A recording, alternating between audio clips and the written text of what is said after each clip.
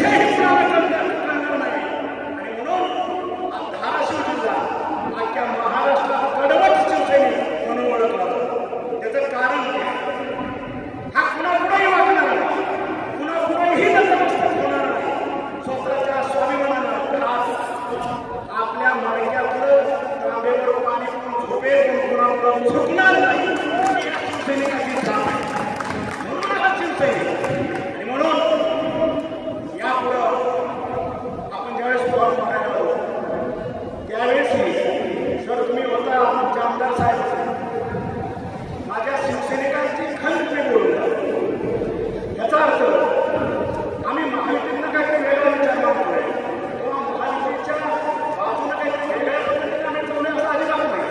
पण माझ्या शिवसैनिकांचा माझ्या गल्लीबोळातला शिवसैनिक, खेड्यातला गरीब शिवसैनिक, माझ्या बांधावरचा शिवसैनिक, याचं दुःख काय, त्याची व्यथा काय, हे सर्व नेते मंडळीला करणं गरजेचं होतं. आणि ते तुमच्या माध्यमातून ते करतात. कारण इतिहास आहे आपल्या जिल्ह्याला आणि त्याच्यामुळं ते कुठेतरी मान्य करण्याचं होतं. आणि म्हणून नेत्याला थोडी अडचणी असतात बोलण्यासाठी. आपण कार्यकर्ते आहोत. हे मंत्रिपद वगैरे वगैरे हे आम्ही पाहण्यापैकी फारसा नाही. मला काय त्याची गरज नाही. हा ताम्र करत नाही. शिवसैनिक हे जे पद आहे त्या पदासारखं दुसरं मोठं कुठलंही पद नाही. हे बाळासाहेबांचं शिकवण आहे. आणि म्हणून बाळासाहेबांच्या शिकवण 80% समाजकारण आणि 20% राजकारण हे आतापर्यंत 1988 पासून आतापर्यंत सावंत कुटुंबामध्ये जसे बांधिलकी दाखवतात आणि त्या पद्धतीने सोलापूर जिल्ह्यात माझ्या समाजात 3 महिने त्यावेळेस मी माझ्याकडे बोलून लागलो की शिवसेना बाळासाहेबांनी शिकवलेल्या शिकवणीप्रमाणे 80% समाजकारण आणि 20% राजकारण ह्याच्यापासून कुठेतरी फारकत घेतली की काय ही शंका मी उपस्थित केली होती. कारण माझा जो स्वभाव आहे तोंडावर मी स्तुती करत नाही, मला चमचेगिरी करायची सवय नाही. जे वास्तव आहे ते नेत्यापुढे मांडण्याचा माझा स्वभाव आहे. आज मी पक्षाचा आहे इथपर्यंत ठीक आहे. उद्या ह्या बोलण्याने मला काही हातामध्ये झाली तर मी त्याची अजिबात चिंता करत नाही. कारण मी जे बोलतो, मी जे वागतो, मी जे करतो ते फक्त आणि फक्त बाळासाहेबांच्या चरणाची शपथ घेऊन टाकतो. 80% समाजकारण आणि 20% राजकारण याला सावंत कुटुंबाचे बांधले त्याच्या बाहेर जाणार. आणि म्हणून माझ्या शिवसैनिकांचा स्वाभिमान टिकला पाहिजे. सरांनी आपल्याला सांगितलं माझा शिवसैनिक राष्ट्रवादीच्या घराचा उभा राहणार नाही. माझ्या शिवसैनिकाची स्वतंत्र यंत्रणा असली पाहिजे. सर बाळासाहेबांची शपथ घेऊन मला सांगतो माझा शिवसैनिक 2 डोंबण्यासाठी किंवा यंत्रणेसाठी कुणाच्याही दारात चुकणार नाही. दुसऱ्याची गरज नाही. दुसऱ्या 3-4 मतदारसंघाची जरी जबाबदारी दिली या शिवसैनिकांच्या आशीर्वादानं त्यांच्या कृपेनं त्या ठिकाणी सुद्धा आपण फगवा फुटवले ठेवायला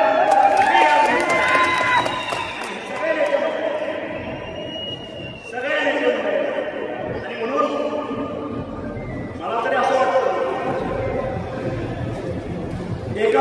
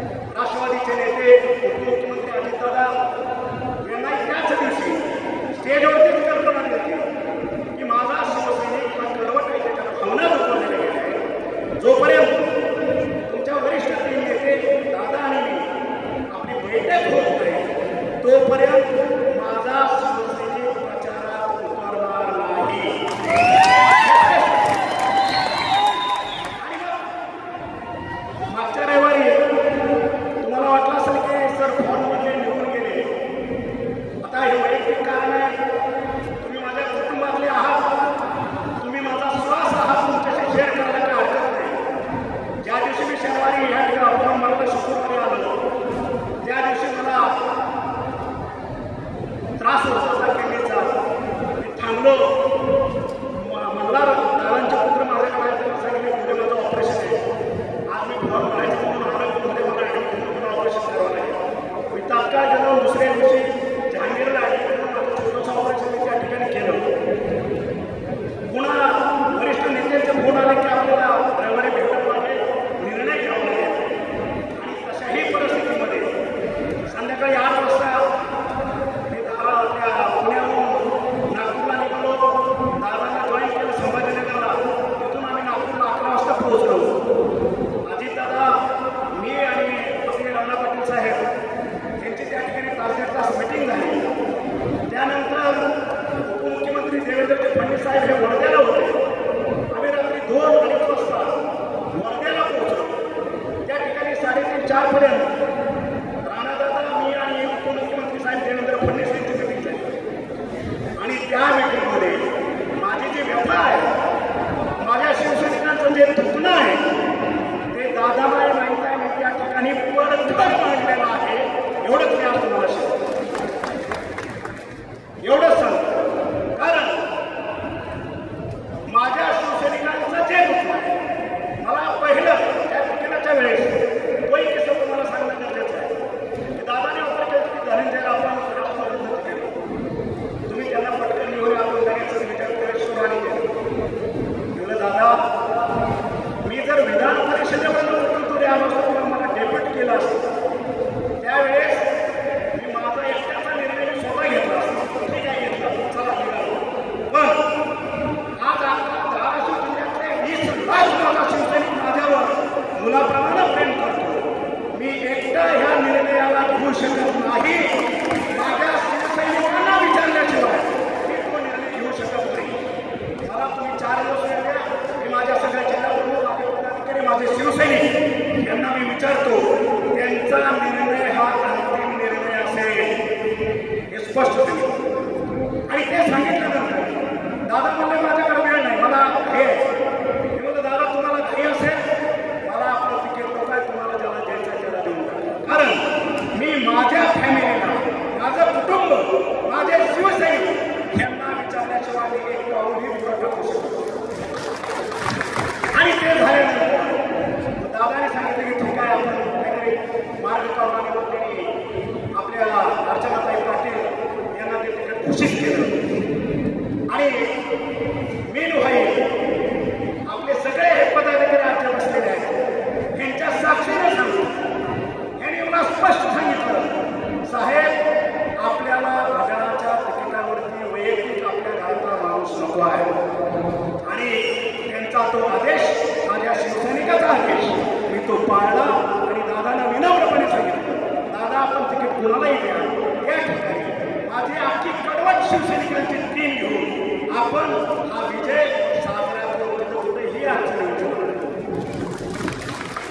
आणि त्याच्यानंतर दादानी अर्चनाताईंना बोलून घेतलं. त्यांचा पक्षप्रवेश झाला. त्यावेळेस आपले आमदार साहेब आपल्या पक्षाच्या वतीनं ज्ञानराज चौगुले साहेब त्या ठिकाणी होते. ते झालं. आणि त्याच्यानंतर आज हा प्रवास सुरू झाला. आणि ह्या मधल्या कालखंडात जोपर्यंत आपला मेळावा होत नाही, आपली प्रचाराची दिशा ठरत नाही, तोपर्यंत काळूबाऊंनी वेगळा प्रचार सुरू केला. काय सुरू केला? आता साहेब नाराज झाले, आता ते आमच्या बरोबर आहे, आता तुम्ही बघा आम्ही काय करतो. अरे बाबा,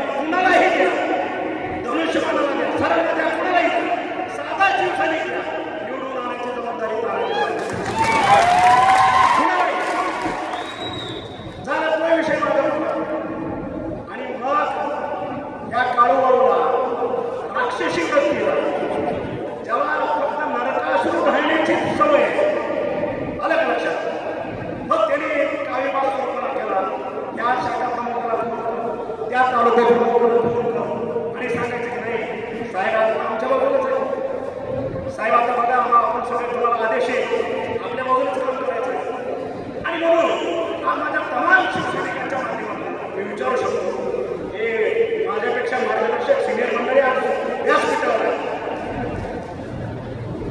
आमदाराचं काम काय खासदाराचं काम काय ग्रामपंचायतीच्या सरपंचाचं काम काय तालुका पंचायतचा सभापती त्याचं काम काय जिल्हा परिषदचा अध्यक्ष उपाध्यक्ष सभापती यांचं काम काय हे घटनेत तरतूद केलेलं आहे तुम्ही काय करायचं या ठिकाणी खासदार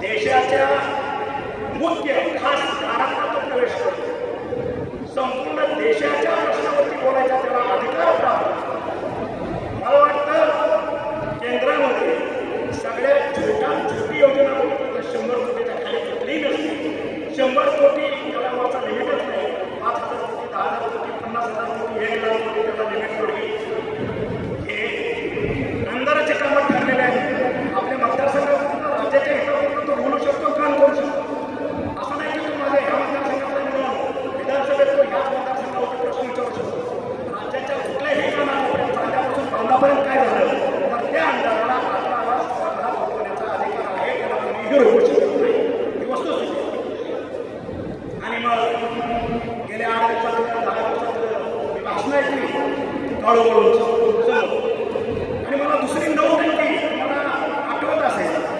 2019ला सुद्धा विधानसभेच्या वेळेस हे आमचा अजित काहीतरी पोरखेळ केला त्याने धक्काबुक्की केली लगेच मारलं चाकू हल्ला झाला आमदारावरती चाकू हल्ला झाला लगेच बँडेज लगेच मीडिया लगेच बातम्या आपला मीडिया तर बसलेलं शिवलं तर मला काय मागचं माहित नाही आमच्या आजीचं काय झालं आता परत कसं फॉर्म करायला गेलं मुंबईचं एसी बसलेलं ते इथं आलं आणि गोवा पुण्याला आली 42 डिग्रीमध्ये फिरणाऱ्या नंतर होळ आली दिवस गेले का काय चक्कर याचं काय कारण आहे आम्ही 60 वर्षाचे 42-45 डिग्रीमध्ये आले भेट द्या थोडं द्या पुढं द्या मी काम करून जातो दिवसात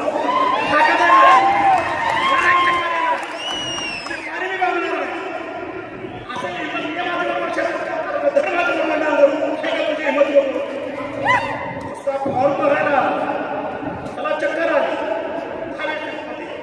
माझी खासदार काळोखला बाळू लगेच बघायला गेला हॉस्पिटलमध्ये बरे झाले तब्येत तुझी लगेच मीडिया लगेच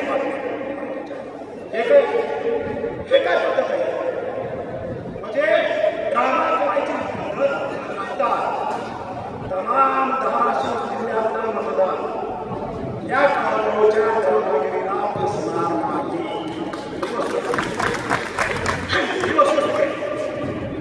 आता मी त्या मीरगावात आम्ही सगळे प्राणीचं बघायला गेलो त्या ठिकाणी मी वस्तुस्थिती सांगितलं चुकीचं काय मी काय बोलतो माझ्या शब्दाचा विचार असतो की काळू असेल बोल असेल यांचा शिवसेनेचा संबंध काय साधा प्रश्न आहे सर मार्गदर्शन करा तुम्ही मार्गदर्शक आहात यांचा शिवसेनेचा संबंध काय आमदार साहेब आहे का हा काळू थोरला जे काय घडलं सगळ्या सहकारी संस्थाचे ह्याच्या बापाने नेणं वाटलं 13 भंगार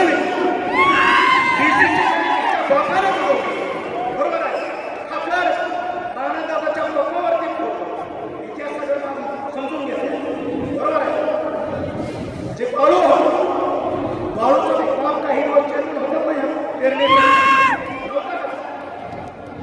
काय दिलेलं सगळ्यांचं आज आम्ही ह्या पेरणीमध्ये या सगळ्यांच्या माध्यमातून नेत्यांच्या माध्यमातून हा कारखाना मंत्रालयात मिळावा हा व्हिजिट केली केवळ वापर लोकल भंगार सगळं कापून नेलं होतं काही शिल्लक नाही त्या ठिकाणी पूर्ण वाटोळं केलं ही भंगार विकणाराची आम्हाला बरोबर आहे आणि हे यांचं काम काय फोन बोला काय झालं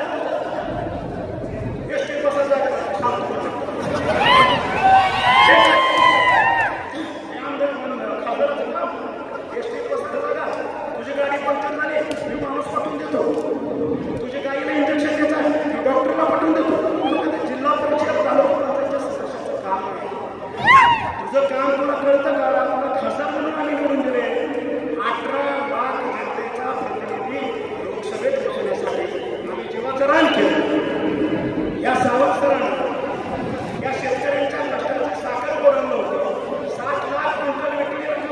तुझ्यासाठी आणि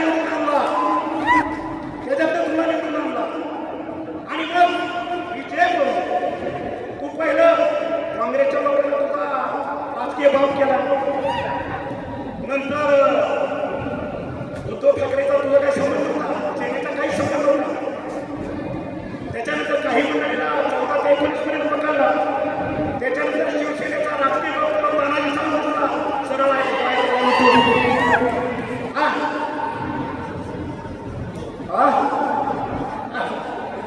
आता सरांचा मार्गदर्शक आमचे ते म्हणतात शिवसेनेत त्या काळून मला